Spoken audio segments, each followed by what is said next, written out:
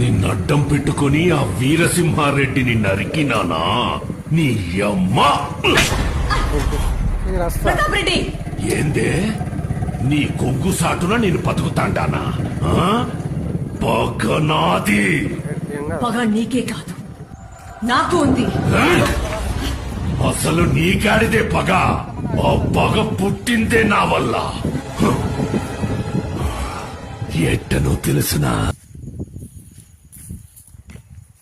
ఇక్కడ పత్తి మూల, ఇక్కడ ఈ పత్తి మూల, ఈ పత్తి